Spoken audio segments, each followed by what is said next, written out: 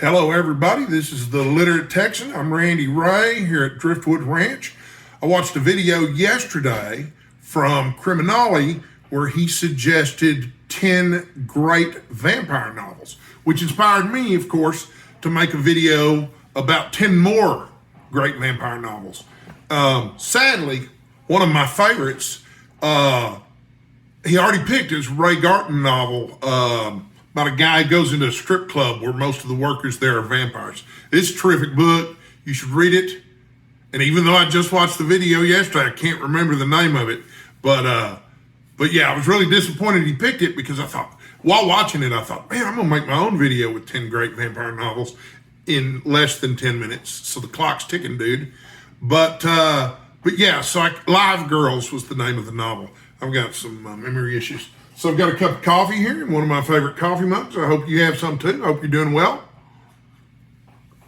And I'm just going to get started here. Sadly, most of these I read a while back and do not have copies of them to show you. Only 2 of the 10 I actually have copies of them to show them to you. And I wrote down the list so I wouldn't forget any. And it'll probably be noticeable that I'm looking at the list. See what I mean?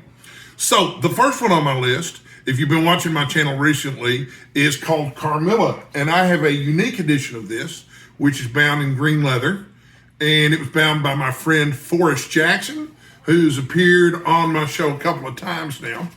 And it's really lovely. This was a birthday present from Forrest. And it's just so great. It's not particularly long. It's about lesbian vampires. The book was written by Sheridan le Fanu. I recently reviewed his short story, Green Tea, on the channel, which was absolutely terrific. And, I think Bram Stoker even got some of his ideas from Carmela, which was published prior to Dracula. So that's number 1 on my list. Number 2 on my list is Let the Right One In. And it was made into a movie, of course. And naturally, they changed the name in the American version movie from Let the Right One In to Let Me In, which is just really dumb.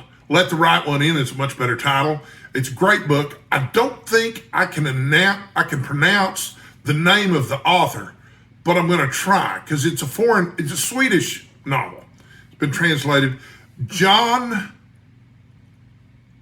Ajvide Lindqvist, it's the name of the author, who also wrote the screenplay for the Swedish version of the film, which is superior to the American version of the film. But the American version of the film does have some familiar faces in it. And so, anyway, both movies are worth watching, but the novel's really terrific. So if you want to, and it's actually scary and creepy, which is kind of a nice change of pace from some modern vampire novels. The next one on my list, number 3, is The Dracula Tape by Fred Saberhagen. I read this as a teenager. I thought it was really clever. I liked it a lot. Basically, somebody finds a cassette tape of Dracula explaining his history as a vampire.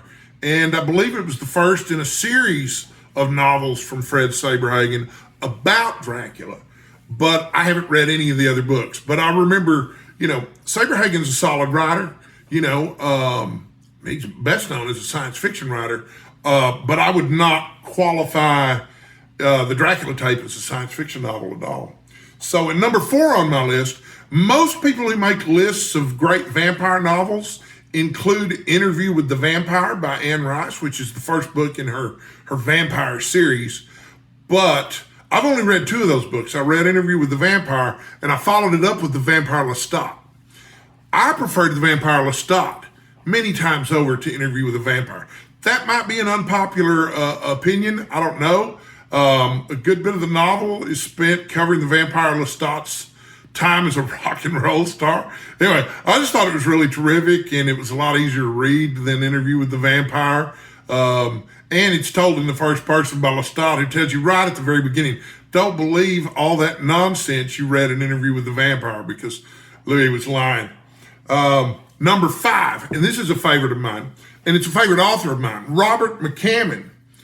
So I had a girlfriend when I was 19, and she loved Robert McCammon books. And in those days, you could buy novels at the local 7-Eleven. And she would come home with these Robert McCammon novels, which looked to me on the surface like knockoffs of Stephen King's marketing strategy.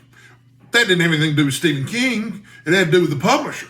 And, 80s, this would have been 1989, but 80s publishing was just that way back then. Sorry, this is my copy of They Thirst. This is not my favorite cover art for They Thirst, but, it's not that easy a book to find. I think this is the second novel that McCammon published. The first one was Ball, which was one of those demon-possessed child things. They Thirst is basically McCammon's Salem's Lot, for lack of a better word. But in this novel, an army of vampires basically take over Los Angeles. It's a wonderful, wonderful book. Sort of post-apocalyptic, at least for the city of Los Angeles. So that was next on my list. Number 6 is a novel called I, Strahd by P.N. Elrod. And it is a tie-in to a Dungeons & Dragons campaign called Ravenloft. Ravenloft was, the first gothic horror Dungeons & Dragons adventure. And normally, when you're dealing with spin-offs of games, whether they be video games or pen and paper RPGs or whatever, you're not looking at a lot of literary greatness. But I, Strahd, the subtitle is The Memoirs of a Vampire, was way better than it had any right to be. Came out in 1993. It was the beginning of a series. I think there were at least 3 books in the series. I haven't read any of them, but I, Strahd, The Memoirs of a Vampire is really good. There seems to be a tendency also with vampire novels. Strahd is, of course, a Dracula stand-in. But there seems to be a tendency with a lot of these vampire novels to tell the story from the perspective of Dracula or the vampire in question. And Strahd is part of that tradition. The Dracula tape is also the Vampire Lestat, and so forth. Number 7 is a novel from Poppy Z. Bride. I think it was his first novel, called Lost Souls. And we read a number of these as part of our book club back when I owned my all-horror bookstore here in Texas. But the vampires in this novel are a little bit different. They're a separate species. They're not transformed humans. And not all of them feed on blood. Some of them feed on sunlight not sunlight, love or beauty or something like that. And then also, the older you get as a vampire in this particular universe, the more your anatomy changes. Like older vampires have long, sharp teeth, like we're used to seeing. Younger vampires do not. They have to file their teeth so that they're sharp enough that they can drink their blood. So, and they don't really have a lot of supernatural stuff going on. They have like Wolverine's regeneration factor, and they have sharp senses, and they're really strong. But anyway, one of the real interesting aspects of the novel is if you're a female vampire and you get pregnant, that's a death sentence, because the way the vampires are born is they devour their mother from the inside out. Anyway, well worth reading. It was a big hit at our bookstore. If you like vampire novels and looking for something, I say it's a little more recent, 1992. I think most of the stuff I've mentioned on here is from the 80s or 90s, but that's probably just a function of my age. And then I've got an unusual pick next, because most people wouldn't think of this as a vampire novel.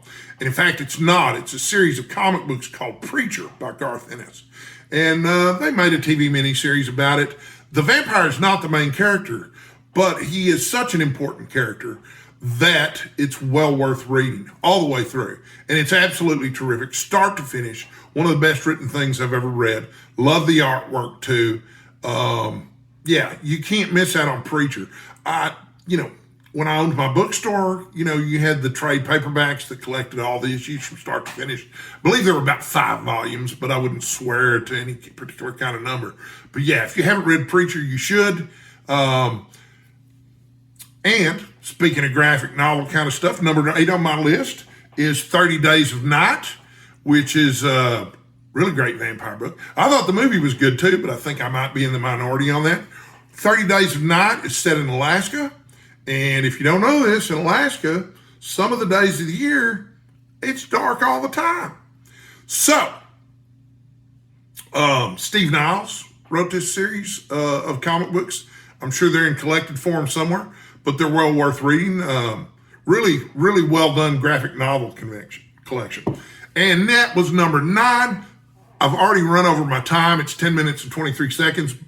I beg your forgiveness. Number 10 is Some of Your Blood by Theodore Sturgeon. Okay, so this one's really different and really weird. I don't know that everyone would like this, but Theodore Sturgeon's a solid author. And, if you like his stuff, he wrote a couple of real famous Star Trek episodes, among other things. You might be interested in it. It's got that really old school 50s, 60s science fiction feel to it. Anyway, that is my video response to Criminolly's 10 great vampire books in under 10 minutes. I'm sorry I went over by a minute, but hey, I does the best I can, folks. Until next time, I'm Randy, and I'll see you later.